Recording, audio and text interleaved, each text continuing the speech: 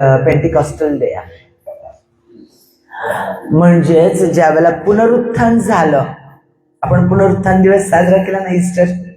येशू उठला आहे, प्रभू उठला आहे, खरोखर उठला आहे, आपण साजरा केला तो दिवस. आता त्याच्यानंतर 50व्या दिवशी परमेश्वराचा आत्मा त्याच्या लोकांवर उतरून आला.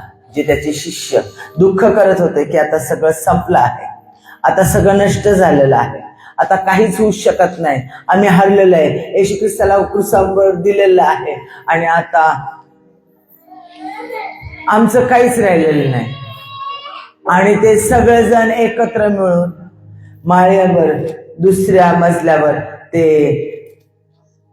शांतपणे प्रार्थना करत होते. आणि परमेश्वराने सांगितलेलं होतं येशू ख्रिस्ताने त्यांना की तो विजयी होणार आहे. आणि ते सगळं विसरून गेलेले होते आणि ते त्या ठिकाणी प्रार्थना करत होते. आणि प्रार्थना करत असताना त्यांच्यावर परमेश्वराचं सामर्थ्य उतरून आलं. आणि परमेश्वराने सांगितलं होतं, मी तुम्हाला अनाथ असं सोडणार नाही येशू ख्रिस्ता, मी सत्याचा आत्मा कैवारी मी तुमच्यासाठी पाठवून देईन. आणि सांगितल्याप्रमाणे त्यानं त्याचा पवित्र आत्मा पाठवला. आपण वाचणार आहोत प्रेषितांची कृत्ये याचा 2रा अध्याय आणि 1 ते 13 वचन. प्रेषितांची कृत्ये याचा 2रा अध्याय. नंतर पेंटिकॉस्टल म्हणजे 50वा दिवस आला, तेव्हा ते एकत्र जमले असता अकस्मात मोठ्या वाऱ्याच्या सुसाटासारखा आकाशातून नाद आला आणि ज्या घरात ते बसले होते ते सर्व त्याने भरले. आगीच्या जिव्हांसारख्या वेगवेगळ्या झालेल्या जिव्हा त्यांना दिसल्या आणि त्या प्रत्येकावर एक एक अशा बसल्या. तेव्हा ते सर्व पवित्र आत्म्याने परिपूर्ण झाले आणि आत्म्याने जसे त्यास वदविले तसे ते अन्य भाषातून बोलू लागले. सगळेजण अन्य भाषातून बोलू लागले. त्यावेळेस आकाशाखालच्या प्रत्येक राष्ट्रातील भक्तिमान यहुदी यरूशलेमेत राहत होते. तो नाद झाल्यावर लोकसमुदाय एकत्र होऊन गोंधळून गेला, कारण की प्रत्येकाने आपापल्या भाषेत त्यांना बोलताना ऐकले. ते सर्व चकित व विस्मयित होऊन म्हणाले, पहा, हे बोलणारे सर्व गालिली आहेत ना? तर मग आपण आपल्या प्रत्येक जण आपली भाषा, आपली जन्मभाषा कशी काय त्यांच्या मुखातून ऐकतो? पार्थी, मेदी, एलामी, मेसोपोटेमिया, यहुदिया, कपुडुकिया, पंत, आली, आसिया, फ्रुगिया, पंपुलिया, मिसर व कुरणेच्या जवळचा लिंबास या देश यातले राहणारे यहुदी व यहुदी मतानुसार सर्व रोमी प्रवासी केतीय, अरब असे आपण आपल्या आपल्या भाषांमध्ये देवाची महत्कृत्य सांगताना ऐकतो. तेव्हा ते सर्व विस्मयित होऊन व गोंधळून जाऊन एकमेकांना म्हणाले, हे काय असते? इतर कित्येक लोक थट्टा करून म्हणाले, हे नव्या द्राक्षरसाने मस्त झाले आहे. तेव्हा पेत्र 11 शिष्यांसह उठून उभा राहून मोठ्याने म्हणाला, अहो यहुदी लोकांनो व यरूशलेमेतील यहुद्यांनो, हे लक्षात आणा व माझे बोलणे ऐकून घ्या. तुम्हाला वाटते की ते मस्त झाले आहेत, ते वाटते तसे ते मस्त झाले नाहीत, कारण या दिवसाचा पहिला प्रहर आहे. परंतु हा प्रकार योएल संदेशाच्या सांगितलेल्या संदेशाप्रमाणे घडला आहे. तो असा की देव म्हणतो, शेवटल्या दिवसात असे होईल की मी आपल्या आत्म्याचा मनुष्य मात्रावर वर्षाव करेल. तेव्हा तुमचे पुत्र व तुमच्या कन्या संदेश देतील व तुमच्या तरुणांना दृष्टांत होतील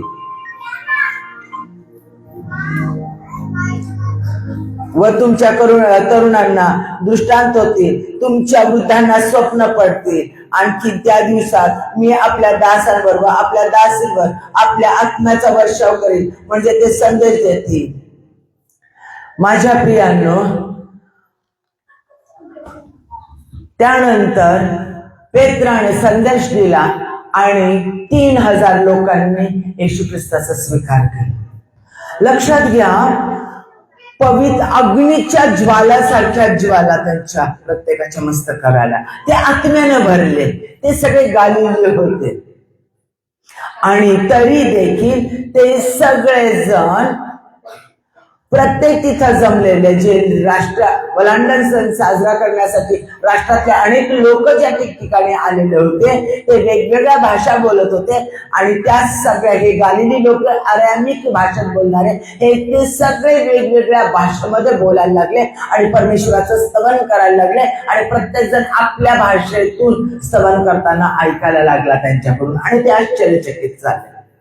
आणि मग ते म्हटले की हे द्राक्षरसाने मस्त झाले असेल, सकाळची प्रहारची वेळ आहे आणि अशा वेळेला कोणी असं कृत्य करणार नाही. तर ते काय झालेलं आहे, देवाच्या आत्म्यानं पेटलेले आहे असं पेत्राने उठून त्यांना ग्वाही दिली, त्यांना खात्री दिली. कारण योएल संदेष्टाने सांगितले की शेवटच्या दिवसात असे होईल की तुमच्या लेकरांवर, पुत्र आणि कन्यांवर परमेश्वराच्या आत्म्याचा वर्षाव होईल आणि ते अन्य भाषेमध्ये बोलतील, त्यांना स्वप्न पडतील. आणि हे या ठिकाणी खरं झालेलं आहे. माझ्या प्रियांनो, येशू ख्रिस्ताने सांगितलं मी स्वर्गात, आज परमेश्वर येशू ख्रिस्त स्वर्गात की त्याच्या उजवीकडे असं झालाय. आणि त्याने सांगितलं मी तुम्हाला अनाथ असं सोडणार नाही, टाकणार नाही. आणि असं त्यानं सांगितलं म्हणजे त्याने त्याचा पवित्र आत्मा आम्हाला दिला. जो कोणी विश्वास ठेवतो की येशू ख्रिस्त माझ्या पातकांसाठी मरण पावला, तिसऱ्या दिवशी परत उठला आणि मला घेण्यासाठी येणार आहे, हा विश्वास ज्या वेळेला आम्ही ठेवतो आणि त्याला म्हणतो येशू तू तारणारा माझा देव मी तुला माझ्या अंतःकरणात देतो, त्यावेळेला तो माझ्या अंतःकरणात येतो. हे धर्मांतर नाही, तर हे विश्वासाची कृती आहे. मी विश्वासाने म्हणतो. येशू ख्रिस्त धर्म स्थापन करण्यासाठी आला नाही, कुठेही बायबलमध्ये दिलेलं नाहीये, कुठंच नाही दिलेला धर्म स्थापन केलाच नाही. हे लोक कोण? प्रेषितांची कृत्याच्या 11व्या अध्यायामध्ये म्हटलेलं आहे. हे लोक कोण? तर हे ख्रिस्ताला अनुसरणारे, म्हणून त्यांना ख्रिस्ती नाव पडलं. म्हणजे ख्रिस्ताचे अनुयायी म्हणून नाव पडलं त्यांना ख्रिस्ती.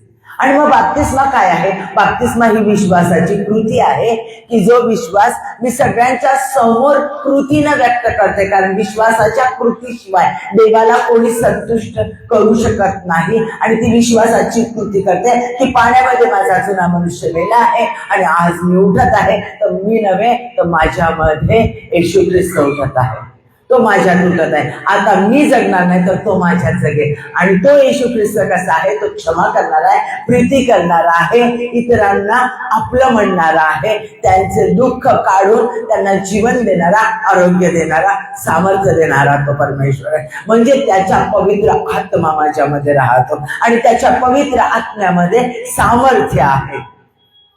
लक्षात घ्या, ज्या वेळेला आम्ही येशू ख्रिस्ताला स्वीकारतो त्यावेळेला आम्ही त्याचे पुत्र आणि कन्या होतो. आमचं सगळं पाप त्याच्या रक्ताने धुतलं जातं. आमचा जुना स्वभाव, जुना विचार, जुन्या गोष्टी नष्ट होतात आणि आमच्यातून दिसतो तो येशू ख्रिस्त आणि तो आमच्यामध्ये राहतो.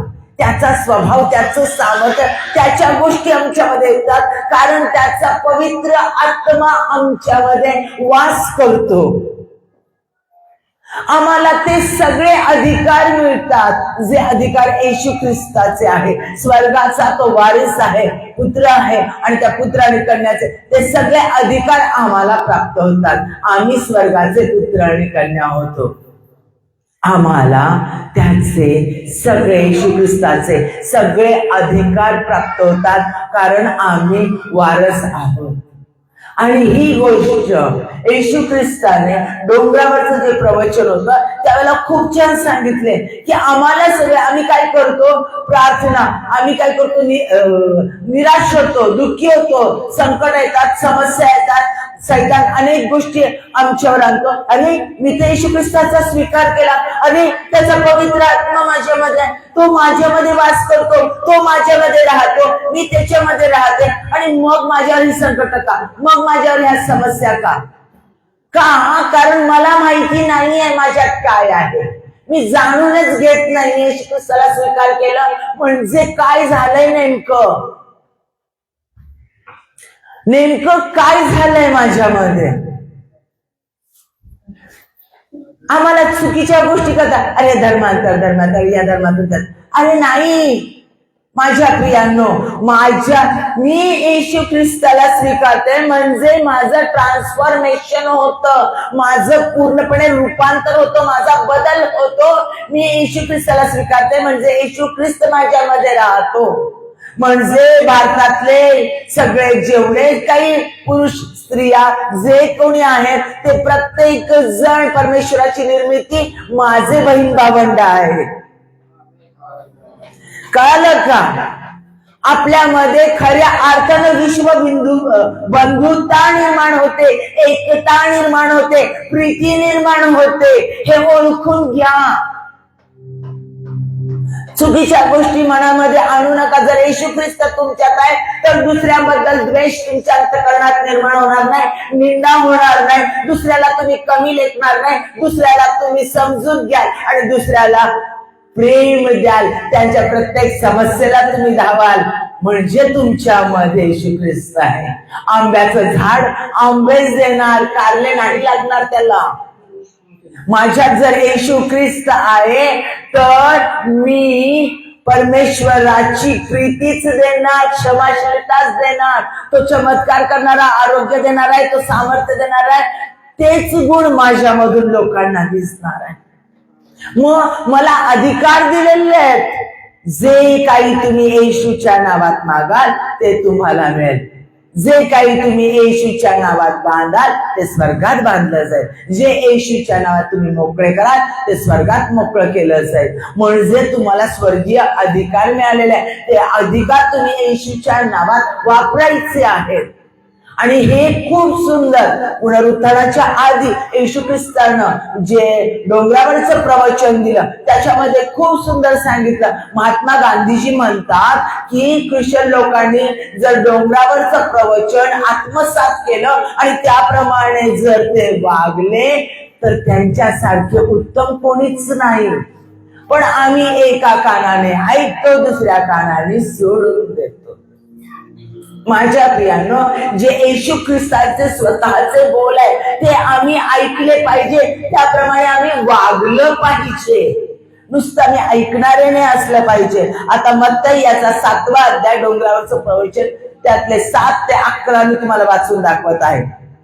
मागा म्हणजे तुम्हाला दिले जाईल, मागा म्हणजे तुम्हास दिले जाईल, शोधा म्हणजे तुम्हास सापडेल, ठोका म्हणजे तुमच्यासाठी उघडले जाईल. कारण जो कोणी मागतो त्याला मिळते.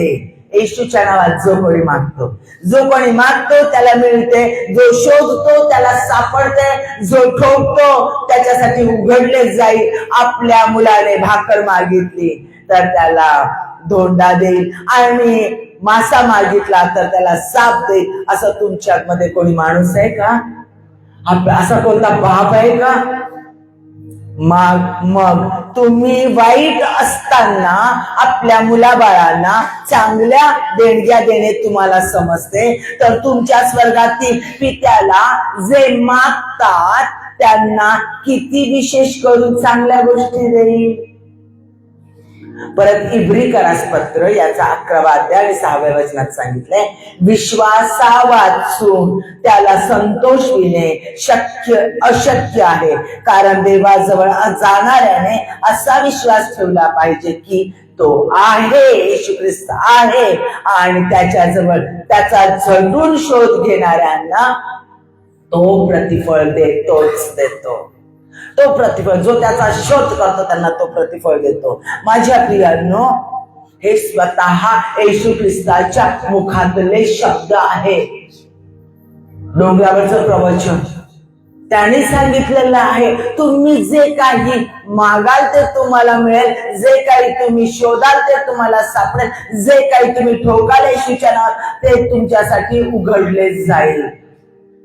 आता या 3 गोष्टी सांगितलेल्या आहेत, त्याच्यातले आपण पाहणार आहोत.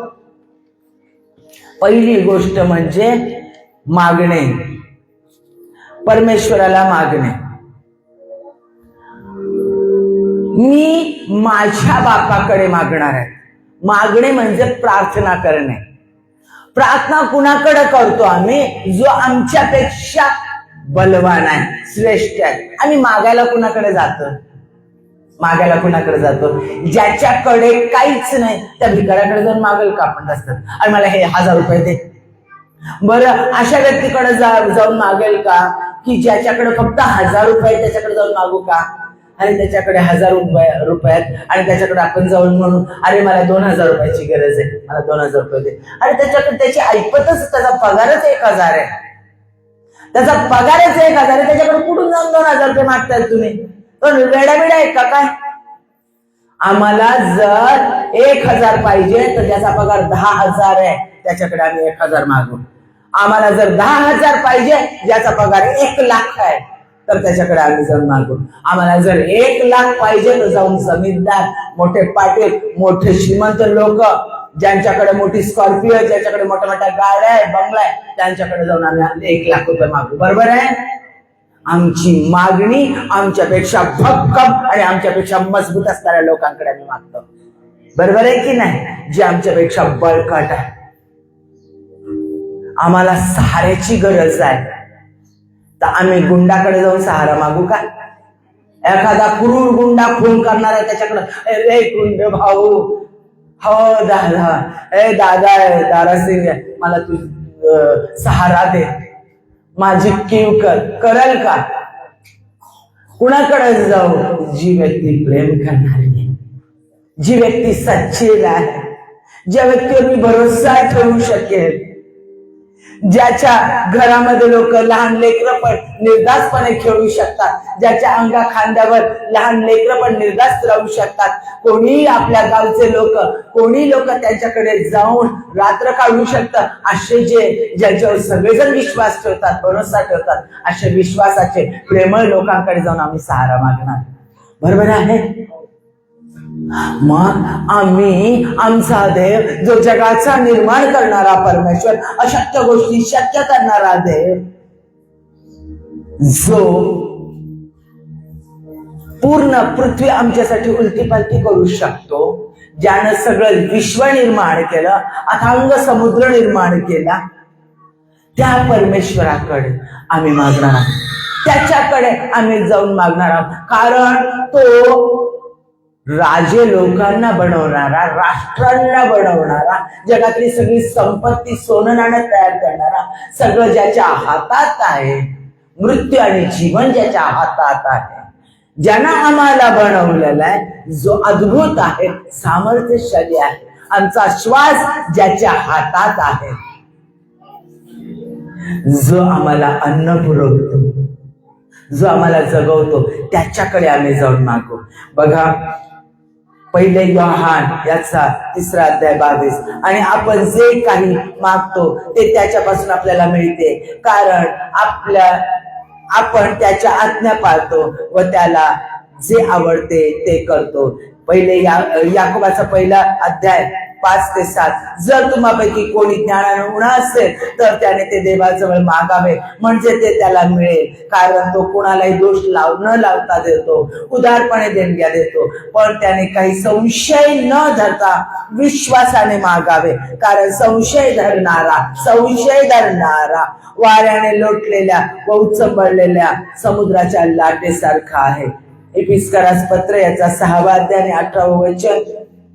सर्व प्रकारची प्रार्थना व विनवणी करा, सर्व प्रसंगी आत्म्याच्या प्रेरणेने प्रार्थना करा आणि ह्या कामी पूर्ण तत्परतेने सर्व पवित्र जनांसाठी प्रार्थना करीत राहा.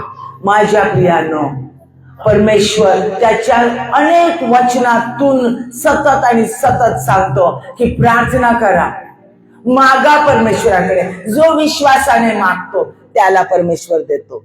पण मागणं गरजेचं आहे. आम्ही विश्वासानं मागितलं पाहिजे परमेश्वराला की तूच देण्यास समर्थ आहे आणि तूच देऊ शकतो. तू माझा बाप आहे, तू माझा प्रिय आहे. म्हणून काय उदाहरण दिलंय बापाने, जे जगात परमेश्वराने बनवलेले जे बाप आहे, जे दारू पितात, जे त्रास देतात, मारतात, नीट कमवत नाही, त्या बापाकडे जरी लेकरू गेलं आणि त्याला म्हटलं की बापा मला भाकर दे, तर तो घेऊन धोंडा त्याच्या हातावर देऊन ठेचणार नाही. बरोबर आहे? जर त्यानं मासा मागितला तर तो इतका क्रूर नाही की तो त्याला साप दिला म्हणून चावू दे तुला आणि घे मृत्यू मर.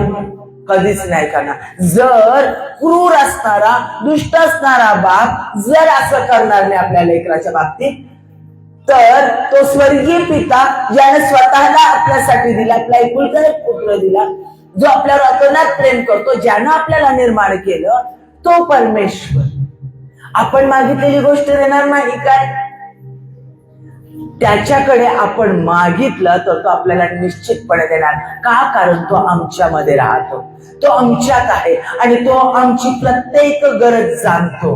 ज्या वेळेला आम्ही त्याच्याकडे विश्वासाने मागतो, विश्वास ठेवून मागतो, माझ्या प्रियानो, विश्वास ठेवून मागणं अत्यंत गरजेचं आहे.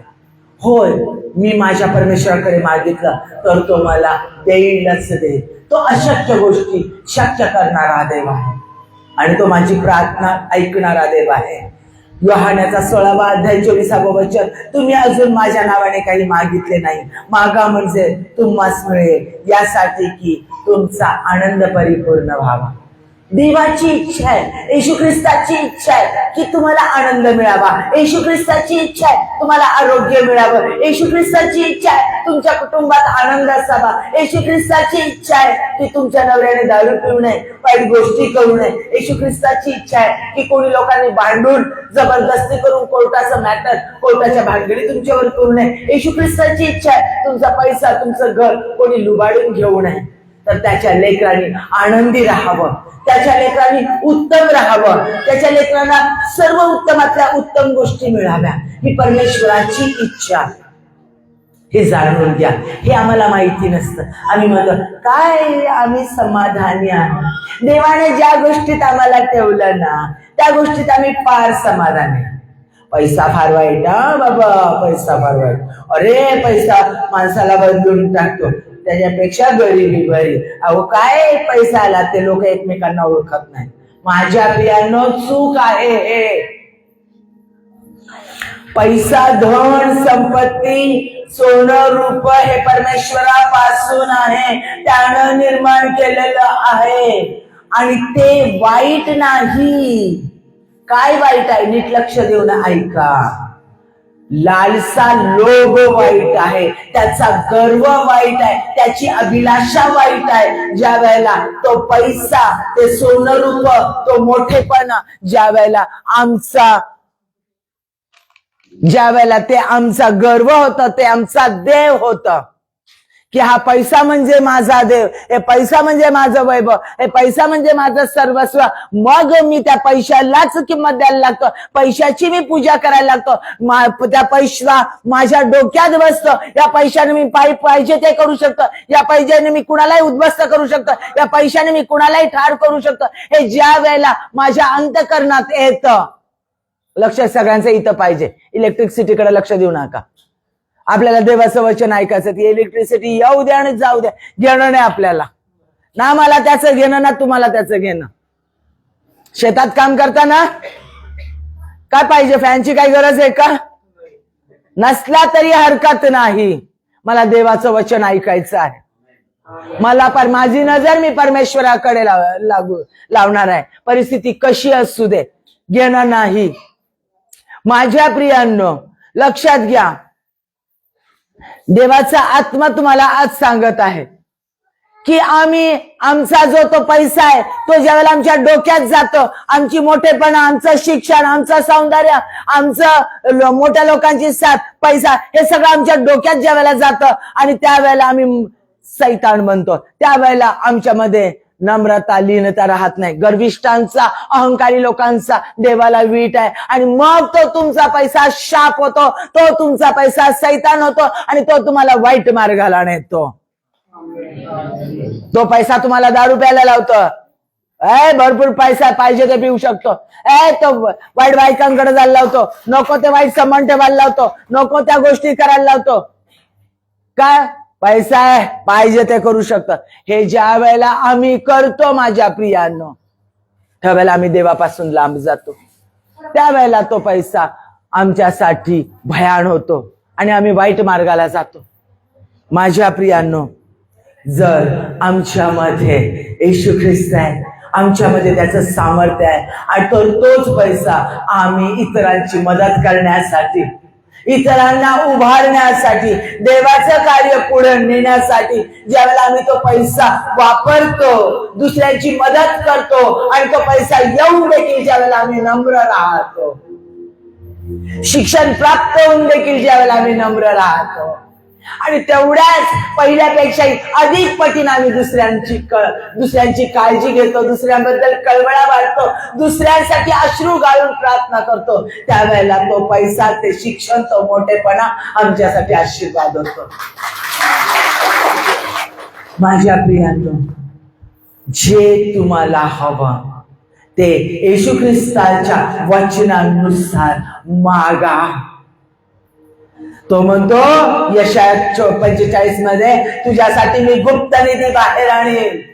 अहो, अनमोलातल्या सर्व उत्तमातल्या उत्तम गोष्टींचा पुरवठा मी तुम्हाला करेन. पूर्ण बायबल मध्ये दिलेलं आहे, इस्रायल लोकांना मान्ना खाऊ घालणारा, स्वर्गातून उत्तमातल्या उत्तम गोष्टी देऊ करणारा, चांगली स्वतः लँड त्यांना फर्टिलाइज असणारी, उत्तम उत्पन्न देणारी अशी लँड, जमीन त्यांना प्राप्त करून देणारा देव, म्हणजे प्रॉपर्टी, पैसा, वैभव प्राप्त करून देणारा तो आपला देव आहे.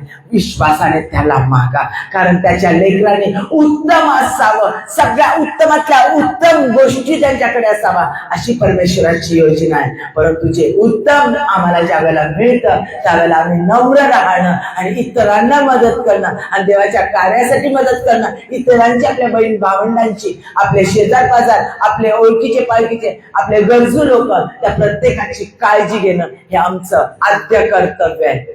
त्यावेळेला परमेश्वर ते अधिक वाढवतो. योब श्रीमंत होता, दावीद श्रीमंत होता, शलोमोन प्रचंड श्रीमंत होता, रूथ श्रीमंत झाली बाबाजामुळं, तिला तिचं वतन मिळालं. माझ्या प्रियांनो, तो अशक्य गोष्टी शक्य करणारा देव आहे. जे काही आम्ही येशू ख्रिस्ताच्या नावात मागतो ते तो आम्हाला देतो. तो जेव्हा राफा आहे, त्याला बसलेल्या पटक्यांनी त्याच्या रक्ताच्या द्वारे आम्हाला आरोग्य प्राप्त होतं. आम्ही त्याच्याकडे ज्यावेळेला आरोग्य मागतो इतरांच्या साठी, त्यावेळेला तो देतोच देतो आणि आम्हालाही आरोग्य प्राप्त करून देतो तो त्यावेळेला. ज्या वेळेला आम्ही दुसऱ्यांचं दुःख निघून जावं म्हणून कळवळून प्रार्थना करतो, तो आमचं दुःख नाहीसं करतो. तो म्हणतो, माझ्या लोकांना राख, माझ्या लोकांसाठी अश्रुगाळ बहुत करून मी तुला देईन. आपलं मागणं परमेश्वराकडे करा, मागा म्हणजे तुम्हाला मिळेल. येशूच्या नावात जे काही तुम्ही येशूच्या नावात मागाल ते परमेश्वर तुम्हाला देईल. पुढचं आपण पाहणार आहोत, शोधा. शोधा म्हणजे सापडेल. इर्मया याचा 29वा अध्याय 13वा वचन, मला शरण याल आणि पूर्ण जीवे व्हावे, माझ्या शोधास लागाल तेव्हा मी तुम्हास पाहावे. वचनाचा, परमेश्वराच्या वचनाचा शोध करा. त्याचं वचन काय सांगतं, त्याचं वचन काय करायला लावतं, त्याचं वचन काय कसं वागायला लावतं. आज त्याचं वचन सांगतं मागा, आज त्याचं वचन सांगतं प्रार्थना करा, निरंतर प्रार्थना करा, निरंतर स्तवन करा. आज त्याचं वचन सांगतं इतरांवर प्रेम करा, आज त्याचं वचन सांगतं इतरांची क्षमा करा. त्याचं वचन शोधण्याचा, ऐकण्याचा प्रयत्न करा आणि सर्व गोष्टी तो तुमच्यासाठी प्राप्त करून देईल. मग याचा 6वा अध्याय 33वा वचन, तुम्ही पहिल्याने त्याचे राज्य व त्याचे नीतिमत्व मिळवण्यासाठी, म्हणजे त्याच्याबरोबर याही गोष्टी तुम्हाला मिळेल. त्याला त्याचं नीतिमत्व, त्याचं वचन, त्याची धार्मिकता, त्याची प्रीती, त्याचं ज्ञान मिळवण्याचा प्रयत्न करा. ते शोधा.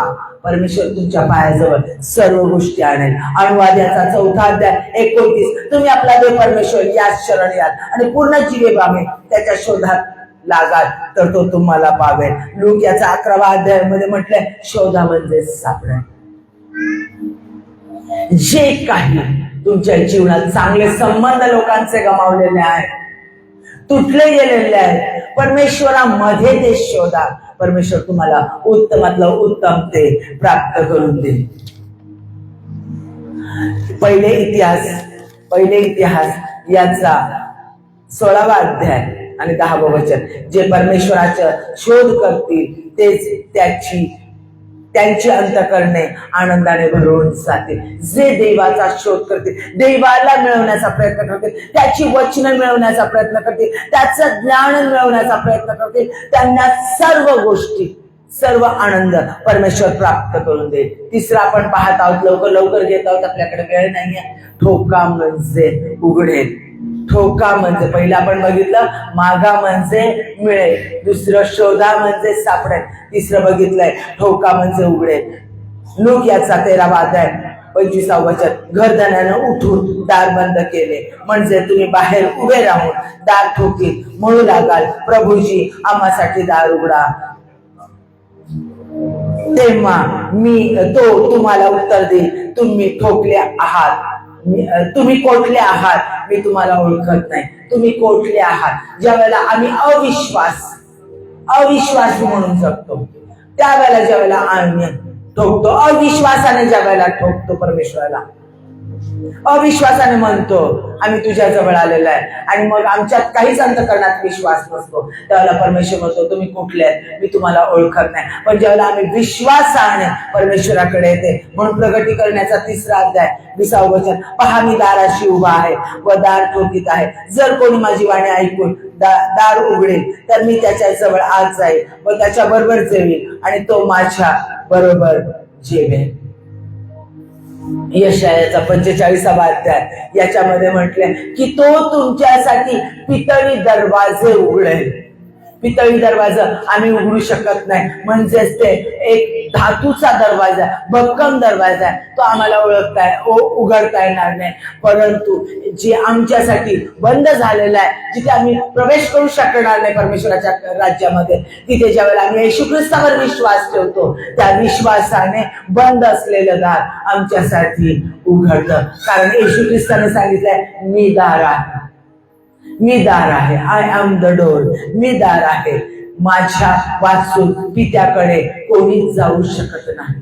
माझ्या प्रियानं विश्वासाने ज्या वेळेला मी ठोकतो परमेश्वराकडे, त्यावेळेला परमेश्वर आमच्यासाठी जे बंद झालेलं आहे ते उघडतो. कारण परमेश्वराचं वचन आहे, जे परमेश्वराने बंद केलंय ते कोणी उघडू शकत नाही, आणि जे परमेश्वरानं उघडलंय ते कोणी बंद करू शकत नाही. मग ज्याच्या हातामध्ये किल्ले आहेत जीवनाच्या, ज्याच्या हातामध्ये अधिकार आहे, त्या परमेश्वराकडे आम्ही येणार आहोत, आणि आम्ही त्याच्याकडे येऊ आणि त्याच्याकडे मागणार आहोत की आमच्यासाठी उघडलं जाऊ दे स्वर्गाचं दार, आमच्यासाठी सगळ्या समस्यांचं दार उघडलं जाऊ दे. ज्या गोष्टी सैतानानं आमच्यासाठी बंद केलेल्या आहेत, जे आशीर्वादाची दार आमच्यासाठी लावून घेतलेली आहेत, आज परमेश्वराची आशीर्वादाची दारे आमच्यासाठी येशूच्या नावात उघडली जाऊ दे. ती आरोग्याची दारे उघडली जाऊ दे, त्या अशक्य गोष्टींची दारे उघडलीच जाऊ दे.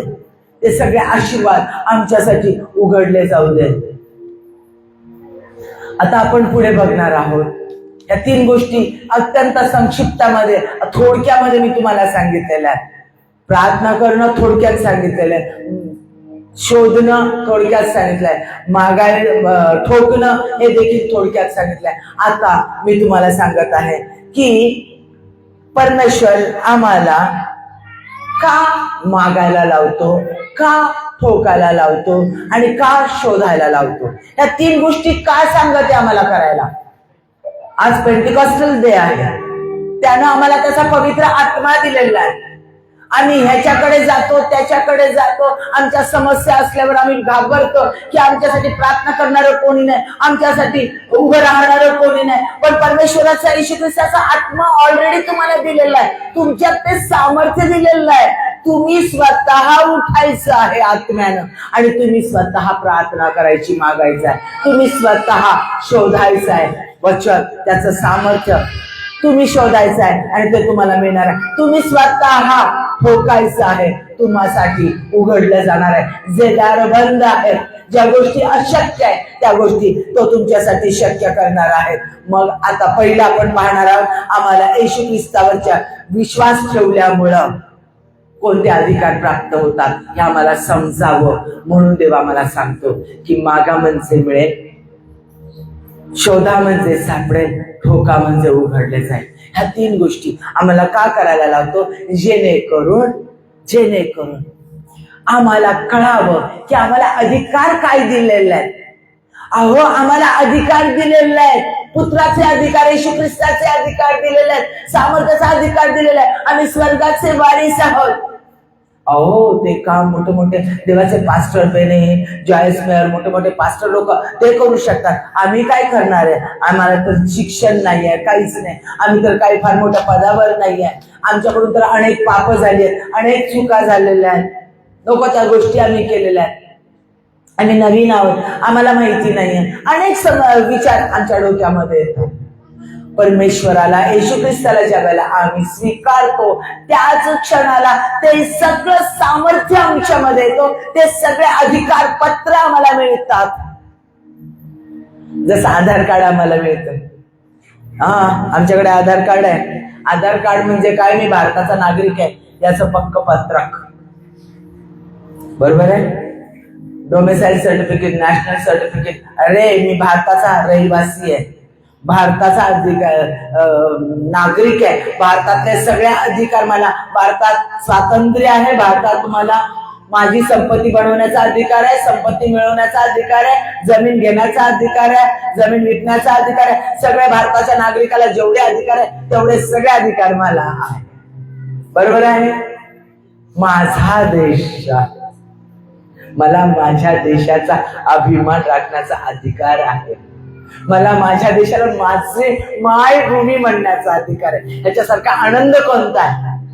आलं लक्षात? प्रत्येकाच्या लक्षात येतंय? तर ज्या वेळेला आम्ही येशू ख्रिस्ताला देखील स्वीकारतो, येशू ख्रिस्ताला आम्ही स्वीकारल्यानंतर आम्हाला परमेश्वराचे पुत्र आणि कन्या होण्याचा अधिकार प्राप्त होतो. आम्ही त्याचे लेकरं होतो. हे धार्मिक जगतामध्ये आमचा पूर्ण त्याचा अधिकार तो आम्हाला देतो. म्हणजे येशूच्या नावात आम्ही जे काही मागू ते आम्हाला मिळणार आहे. येशूच्या नावात आम्ही जे काही शोधू ते सापडणार आहे. येशूच्या नावात आम्ही जे काही बंद असलेलं ठोकणार आहोत ते आमच्यासाठी उघडलं जाणारच आहे. हे आम्हाला अधिकार दिलेले, लेकरं होण्याचा अधिकार. येशूच्या नावात जे बांधाल ते स्वर्गात बांधलं जाईल, येशूच्या नावात जे मोकळं कराल भूमीमध्ये ते स्वर्गात मोकळं केलं जाईल. हा अधिकार आम्हाला समजावा म्हणून येशू ख्रिस्ताने सांगितलंय. दुसरं म्हणजे इंटिमेट रिलेशनशिप. आमची परमेश्वर म्हणजे जिव्हाळ्याचा संबंध. परमेश्वरासाठी आमचा नजदीकी संबंध आहे, जिव्हाळ्याचा संबंध आहे. हे आम्हाला समजावं म्हणून दिलेलं आहे की ज्या वेळेला आम्ही त्याला तारणारा देव म्हणून स्वीकारतो त्यावेळेला तो आमचा आणि आम्ही त्याचे होतो आणि तो आमच्यात राहतो. माझे विचार आता तुम्ही बसलाय, तुमच्या अंतःकरणात काय विचार आहेत तुमच्या शेजारच्या व्यक्तीला माहिती होणार नाही, काहीच समजणार नाही. तुमच्या बायकोला माहिती नाही तुमच्या अंतःकरणात काय विचार चाललेले आहेत, तुम्ही काय केलंय, तुमच्याकडून काय घडलंय हे तुम्हाला, फक्त तुम्हालाच माहिती आहे आणि त्या परमेश्वराला. कारण तो तुमच्या मध्ये राहतो, तो तुम्हाला जाणतो. त्याच्याशिवाय कुणालाही या गोष्टी माहिती नाही. मग तो परमेश्वर तुम्हाला जाणतो. तुमचा प्रत्येक विचार, तुमच्या अंतःकरणातले प्रत्येक भावना, तुमच्या भूतकाळामध्ये घडलेल्या सर्व गोष्टी आणि भविष्यकाळात तुमच्याकडून घडणाऱ्या गोष्टी आणि आता घडत असलेल्या तुमच्या गोष्टी.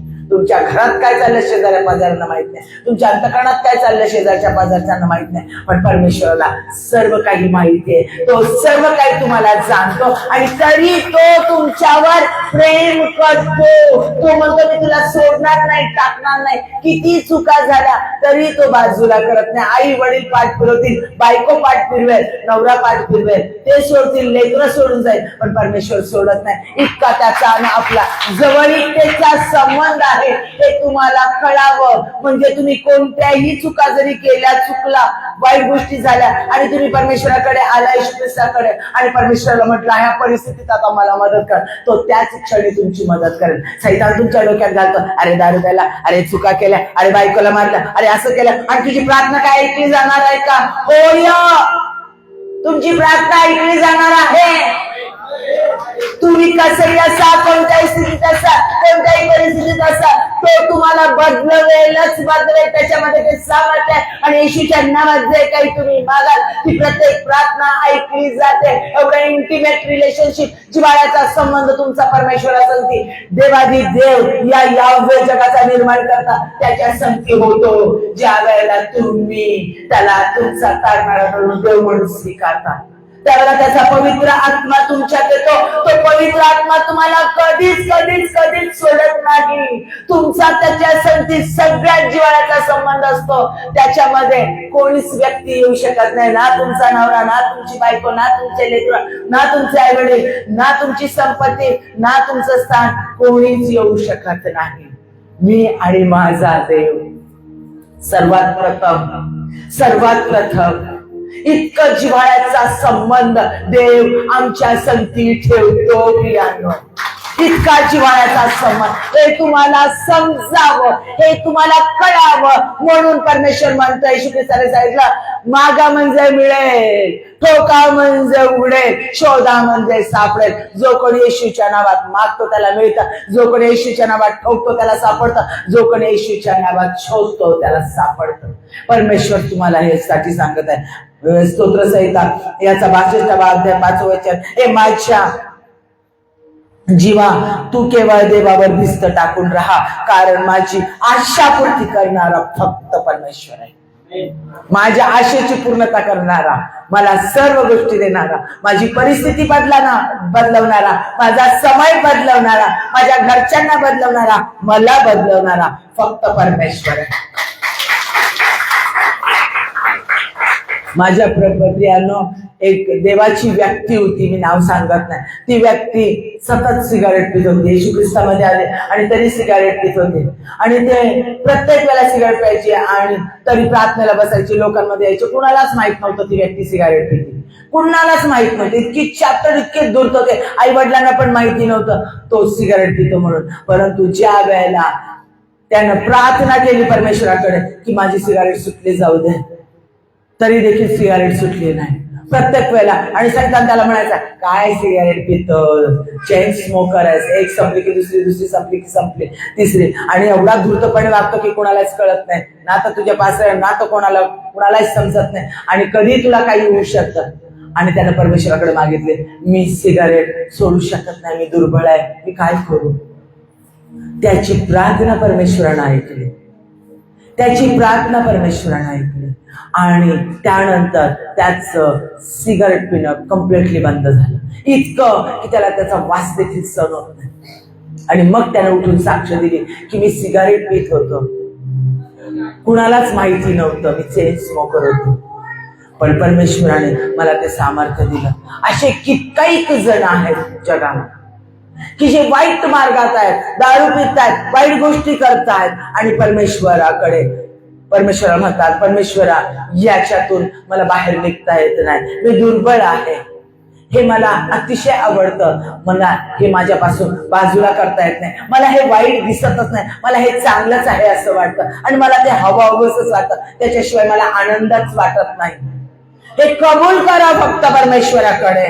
माझ्या प्रियांनो, त्याच्यातून तो तुम्हाला बाहेर काढेल, त्याच्यातून तो तुम्हाला बाहेर काढेल.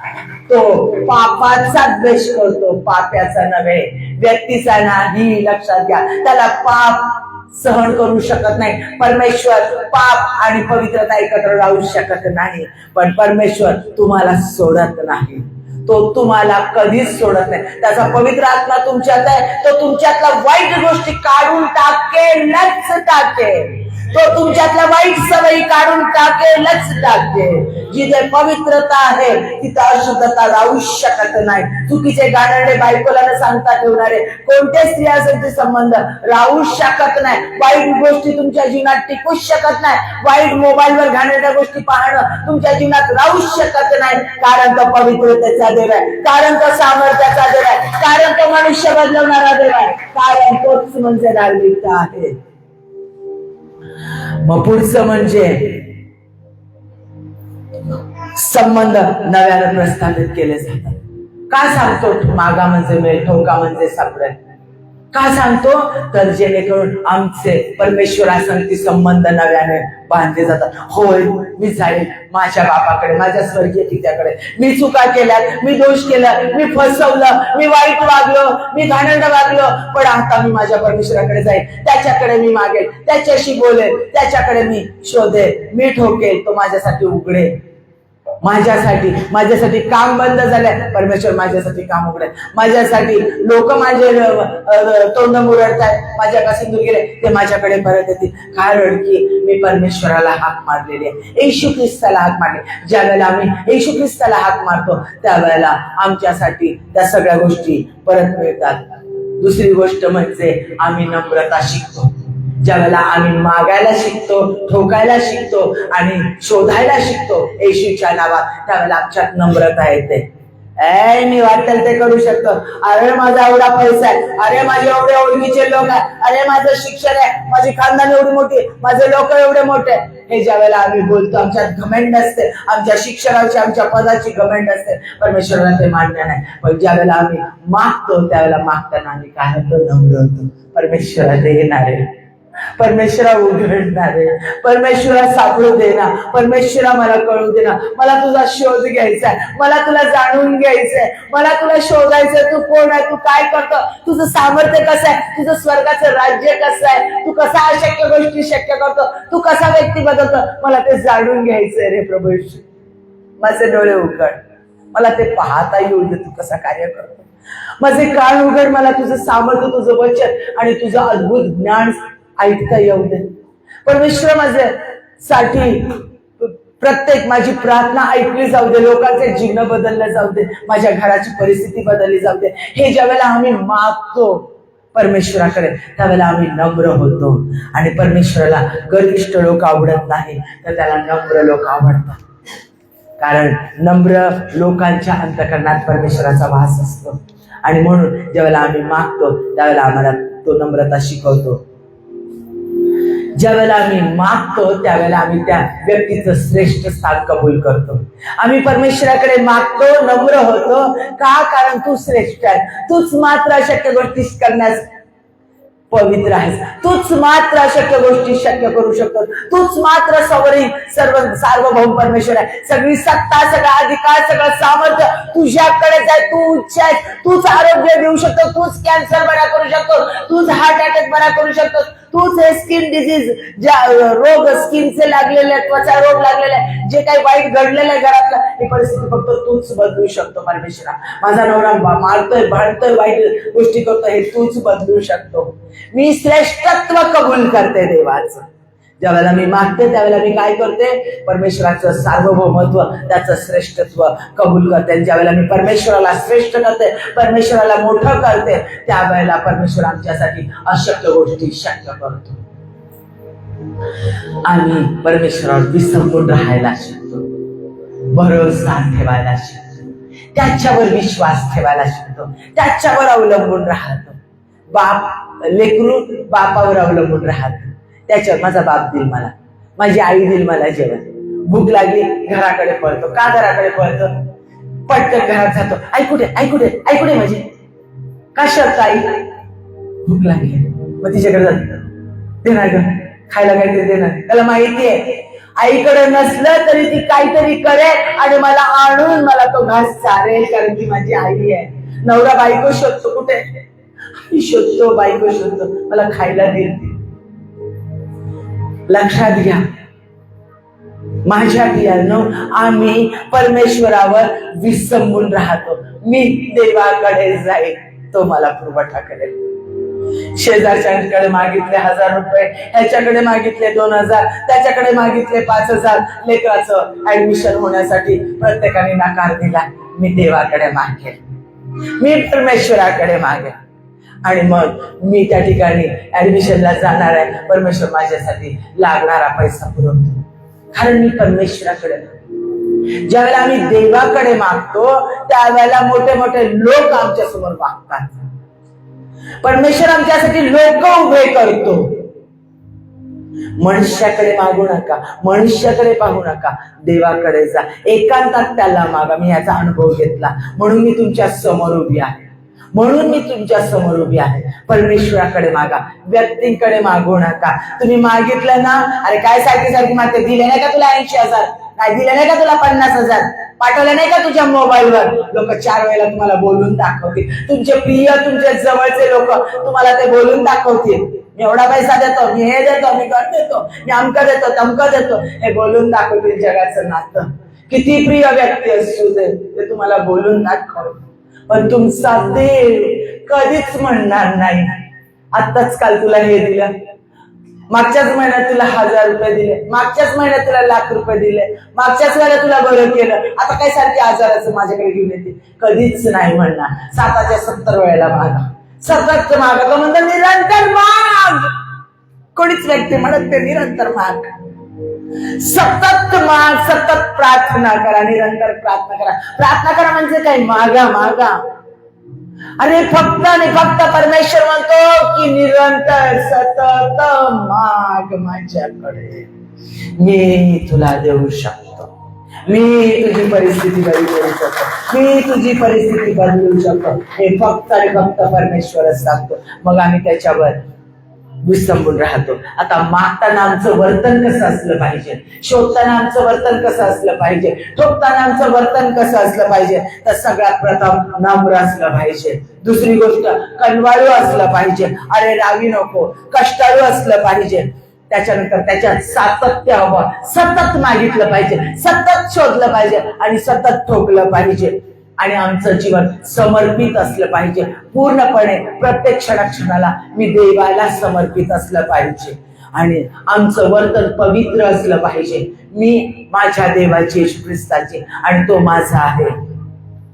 परमेश्वरासंगती आमची एकीची भावना, तो माझ्यात राहतो, ही जाणीव सतत असली पाहिजे. त्या जाणीवीने मागा की तो माझ्यात आहे, त्याला माझी सगळी परिस्थिती माहिती आहे, त्या जाणीवेने मागा. आता मागताना कसं मागणार आणि शोधणार आणि ठोकणार? पहिल्या प्रथम म्हणजे परमेश्वराची इच्छा जाणून घ्या. आम्हाला काय प्रार्थना करायची, काय मागायचंय, परमेश्वराकडे कशा पद्धतीने मागायचंय हे जाणण्यासाठी फक्त आणि फक्त परमेश्वराचं वचन, बायबल आम्ही जाणून घेतलं पाहिजे. त्याचं प्रत्येक वचन आम्ही ऐकलं पाहिजे, वाचलं पाहिजे, जाणून घेतलं पाहिजे. परमेश्वरा तू मला जाणून दे. एक स्त्री होती, शेवटचं उदाहरण मी तुम्हाला सांगते. पुण्यामध्ये मार्केट यार्डला पास्टर होता, गरीब पास्टर होता, आणि त्याची ती गरीब पत्नी होती. पण तो त्याच्या पत्नीला कधीच प्रेम देत नव्हता. नुकतंच लग्न करून आणली ती, म्हणजे 4-5 वर्ष झालेले होते, लग्न करून आणली. पहिल्या वर्षी एक लेकरू, ते संपलं नाही की लगेच दुसरं, लगेच तिसरं, असे 3 लेकरं पटापट तिला झालेले होते. आणि दिवसभरामध्ये एवढा मोठा प्रपंच, त्या प्रपंचामध्ये अजिबात येऊन बसायचं नाही प्रार्थनेला. तुला काही कळत नाही, अनपड आहे. कारण आई बाप नव्हते, अनाथ पोरगी होती. आई वडील लहानपणी मेले होते, चुलत्याने लग्न करून दिलेली होती. कवळी पोरगी अगदी 14 वर्षाची त्याच्या घरात आणून दिलेली होती.